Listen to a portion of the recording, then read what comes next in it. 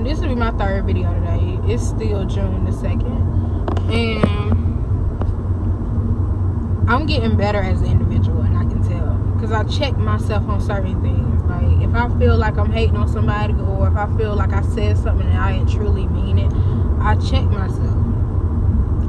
And I feel like that's something we all need to do. We all need to hold ourselves accountable for our actions. Like, accountability is a big thing, and that's really why a lot of us aren't growing, because we don't want to check ourselves, or we don't want to be in the wrong. We don't want to, you know, feel as if what we're doing is wrong because we're doing it. But if somebody do the same thing to you and you check them on it, you a hypocrite. Like, you got to give people what you want them to give you. And whether they give it to you or not, you did your part as an individual. We need to get this through our head that if one of our sisters or our brothers make it, then we all done made it. Like, yeah, it could have been you, but it's not. All you see at the end of the day is what's happening. Like, you see the now. You don't see them nights where they didn't sleep. You don't see them months where they went without food, or they went without money, or they went without eating, or they went without going out. Like, you don't see their sacrifice. All you see is their success. You don't see the things they went to get, you know, the networking they had to do, the connections they made, the money they lost, the losses they took. You don't see everything they put into themselves. All you see is the end result, and you be like, well, I could have did that, or that could have been me. But it's not. And it's not going to ever be you, because you think like that when somebody else is succeeding. Like, the next person should not be your competition. You should get motivated off that. Like, right now, age is good and bad. It plays a factor. But the fact that somebody's doing it and they around your age, that should make them relatable. That should make you want to do something. Not saying you have to, because your life is your life. But when you start comparing your life to others, you don't know what nobody went through, because people not going to tell you the bad. They not going to put the bad out there. They want you to see the good. They not going to put out there, well, when I first tried to sell hair, I bought $5,000-$6,000 worth of hair, and ain't none of my hair sell. Or they got short on hair, or the first batch of bonus they bought were bad. They not finna tell you all that, because they took that loss and they learned from it. They learned how to tell the quality of the hair. They learned what questions to ask. They had more knowledge when it came to whatever career or whatever position they were doing. Whether it's you selling something, well, all of it was selling something, but whether it's selling hair, selling popsicles, selling sanitary pads, selling herbal stuff, whether you selling real estate, you gonna take some losses. And 9 times out of 10, you don't see the losses people take unless they already out there with the success. Meaning, like, right now, Super got her thing going on with her makeup. If Super took a $5,000, not $5,000 in there, but if she took like a $5 million loss and she had a lawsuit or something, you will see that, because we already know who she is. But if she would have took that loss before we knew who she was, we wouldn't have never knew she took that loss, just because we didn't know her. Once you are popular, once your name is out there, once your name got a buzz to it, that's when your failures or your less, or things that it's not up to par will come out. But people take losses every day. We just don't go around and broadcast our losses. It's not about how many losses you take. It's about how many wins you get. It's about how many times you get back up. Like, it don't matter, because every loss, don't look at something as a loss. Don't look at it like that.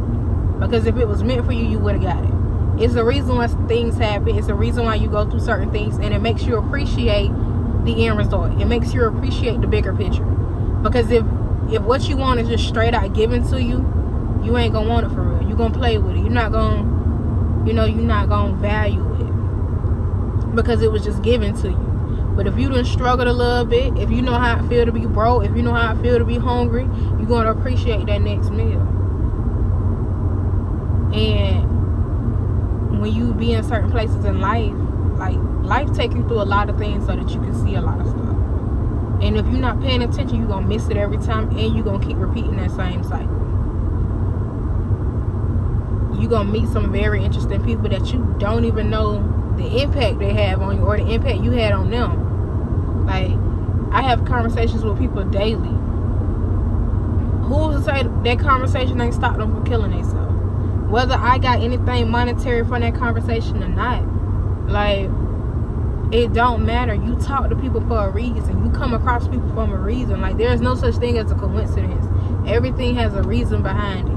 Every person you've met, you met them for a reason. Every person you've interacted with, you interacted with them for a reason. And once you really realize that money don't matter, all this, oh, I got a nice car, I got a nice house, I got this, I got that. Once you realize that don't matter, and time is the only thing that is valuable, time is the only thing that you actually have, and you don't even have much of that. But you realize you put a price on your time when you work for somebody else. They paying you $13 for an hour of work. Is that $13 worth your hour? Is that worth your time? Is what you did in that hour worth your time? Was it something to fulfill your purpose? Was it something that made you feel better? Was it worth it? If it's not, you need to reevaluate some things. You need to get your life together, and you need to figure out what you want to do. But we can't look at other people's successes as our failures. We can't. Like, I got... Also, that's something else we need to think about. You need to check your circle. You need to check who you talk to, who you be around, who you let in, who you push away. You need to check your circle. If people in your circle ain't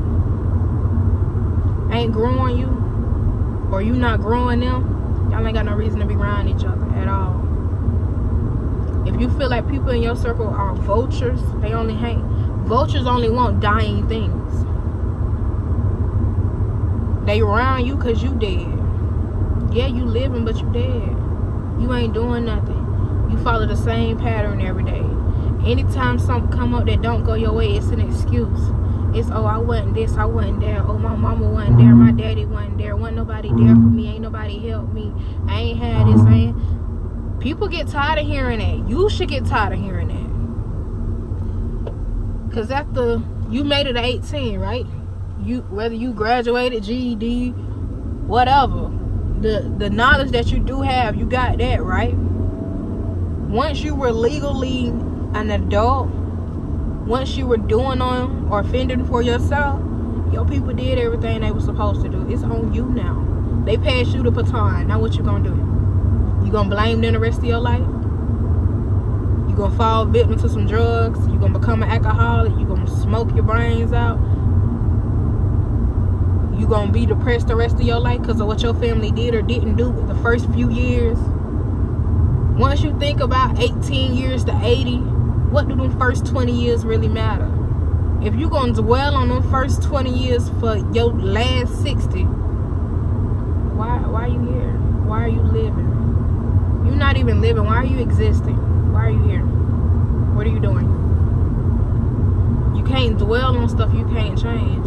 And your past is something you can't change. You went through everything you went through to bring somebody else out, whether you believe it or not. And it's very therapeutic to actually talk about stuff. But us in the black community, we condemn anybody who feel like they depressed. Oh, ain't nothing wrong with you. Girl, hush, ain't nothing wrong with you. Stuff like that is so toxic. Like, yeah, some people are overly emotional. Yeah, they're dramatic. But some people really be going through some stuff and they just want somebody to listen to them. But when you got the people that you think supposed to have you, your mama, your daddy, your circle, your friends, whoever raised you, your grandma, whoever, when you got the people around you and they brushing you off, like, that makes you fall further into whatever state you're in. Because you feel like ain't nobody there. You feel like don't nobody care. You feel like can't nobody relate to you. You gotta relate to you. Whether you talking to somebody or you writing it down, like, get that out. Because when you keep stuff inside, you ain't hurting nobody but yourself. And when I tell you, you got a testimony, You really got a testimony. And at the end of the day, like, if your life or your upbringing was messed up, help somebody else's upbringing not be messed up. It's so many kids in foster care. It's so many kids in group homes. It's so many kids who don't have a proper upbringing. They don't have. Help them. You know you messed up, but it don't make you feel better. It don't make you feel better about breaking that cycle for somebody. It don't make you feel better about going to help somebody, like when you see them down. Like, yeah, you doing it for them, but you're doing it for you too. Like, yeah, it's a selfish act. It really is. But it's a selfless act in the same breath. Like, I don't get it. Like, you know you messed up. You know your upbringing was messed up. You know you watched your daddy beat your mama growing up. But your next door neighbor getting her head knocked over. You ain't doing nothing about it. You turn your head to it. You messing up. And it's kids in that house. Them kids saying the same thing you see, and you know you messed up. You know you still hold grudges, or you feel a certain way when you get around certain people, or you hold yourself back from loving people just off what you didn't get growing up, or just because it's new to you. Just because you didn't get the love you wanted to get growing up, you don't know how to give it, and you scared to give it, so you don't give it. You ain't hurting nobody but yourself. You gotta put yourself out there. You gotta put yourself in positions to get hurt to fully grow. If you ain't put your all into it, you put nothing into it. If it ain't all, it might as well be nothing. Don't have to do nothing. I had a teacher back in elementary. I don't even, well, we can call them teachers. It was at the Boys and Girls Club. Miss Annie. I love this lady to this day. Miss Annie said, if that ain't your best work, don't put your name on that paper. And that's something that stuck with me, amongst other things that she said. But that's one thing that definitely stuck with me. So if it ain't all, it's nothing. If you're not willing to give somebody your all, or to forget giving somebody your all, give yourself your all. Be by yourself for a minute. Get to know you. Get to know what you like. Become an individual. You have to exist outside of any situation you put yourself in. You got to exist outside of it. You have to have an identity outside of your relationship, outside of your kids, outside of your job, outside of your career, outside of whatever. Figure out what your thing is and stick to it. It could be writing. It could be you working out. You might like coloring. You might like baking. Whatever your thing is, figure out what your thing is and do it. If it brings you peace, no matter what you're doing, do that. If you got something and you know it just ease your mind when you do it, do it. Do it more. Them days you overwhelmed, or you feel stressed out, or you just feel like ain't nothing going your way, do that. And it's a lot of things we need to get into our daily routine. Like, we need to meditate. We need to sit back and get out the world. Like, we need to stop watching other people and watch ourselves. Because we so trapped into these televisions, and we tuning in to them, and you're not even tuning in to you. You'll watch somebody else's whole life story on Real Housewives. Oh, she pregnant, this, that. You watch all of that. What you doing in your life? What are you doing to better you? You'll watch Love and Hip Hop. You'll watch BET. You'll watch this, you'll watch that. You need to watch you. You need to get out of this television and focus on your reality. Because that reality has been doctored. That's not real. And they'll put stuff out there because it makes money, and it makes you sit down and watch them. When you're not watching you. You're not tending to your own. Your child fell in school. Your child doing this, your child doing that. But you sit here watching TV. You sit here feeding them this BS that they got TV commercials. If it got a TV commercial, I promise 9 times out of 10 it ain't healthy for you. You gotta tend to your own, man. These people really don't care about you. You have to care about you. You a number. You a body. You just there. You gotta care about you. You have to value yourself before somebody else do. At the end of the day, people don't care about you.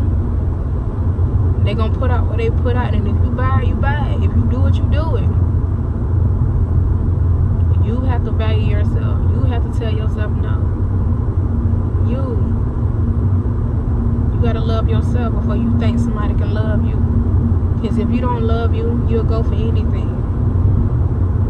anything that you feel like is serving you can be actually killing you and making you even emptier, because you don't love you. You do stuff for a temporary fulfillment or a temporary happiness, but it has a long-term depth. It's a long-term catch to it. Like, if you do something and you can't say it out loud without being proud of it, you weren't supposed to do that.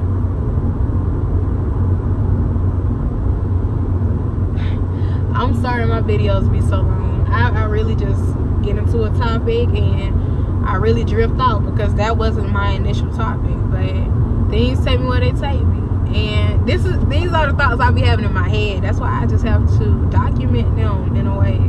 Because, I mean, I used to write, but when I used to write, I was angry. So, I'm good on that. I'd rather record. I'd rather hear myself. I'd rather have something that I can go back to no matter what state I'm in. And the thing about it is, I don't even rewatch these videos. I don't like having conversations more than one time. Like, not the same exact way. Like, if I was to change my terminology, or I can change the group that I'm talking to about, like talking to it about, then cool. But if I'm saying exactly what I just said, I'm gonna refer you to a video. I don't care if you think I'm an asshole, but time is something you can't get back. So why spend another moment doing something you already did? You've done that. You completed that moment. You're not even her no more. You're not even in that position no more to be her. You're done. You're not her. Whoever you was in that period, in that state, while you were doing that, you will never feel that feeling again. Especially if you're doing it twice. The first time you do something, that's when you're going to get your most natural and authentic reaction. Once you've done it 2, 3, 4, 5, 6 times, it's not a love feeling no more. It's not a feeling no more. It's just, okay. Because you got bored with it. It was exciting the first time. Maybe even the second time. It could have been excited the third time, but after that third time, you were just like, whatever. But when I actually do decide to post these, hopefully they go well. I don't even care if they don't go well. I'm putting this out here for me. Whether I get subscribers or people watch my videos or I get views or any, I don't care about none of that. I put this out here for me and you and whoever who's listening. Whoever can relate to me, this is for y'all. But it's really for me. If you benefit off of it, then more power to me or more power to you. But I do this to get stuff out of me. Like, because my mind just be, it be everywhere sometimes. So I feel like when I record myself and I talk and I hear myself talk, like, yeah, sometimes I may stutter, sometimes I may get off, or I may pronounce something wrong. Like, I'm human, baby. I'm human. And I am 21 and I'm country as hell. So down here we do not enunciate our words like we're supposed to. And most people don't anyway. Like, we speak broken English, we speak Ebonics. Like, that's just what it is. I don't speak proper at all, and I won't say I do. On paper, it's beautiful though, because I do the hell out of resume. And I'll match it too at that interview. But once I get the job, I'm just playing. Like, I'm extremely professional. I really am. But I just don't enunciate my words like I'm supposed to. I don't pronounce every syllable in every word. I don't use big words like I could or should. I feel like the way I talk is extremely relatable. Like, if you can understand big words, you can understand little ones. So anyway, I'm sorry this video is so long.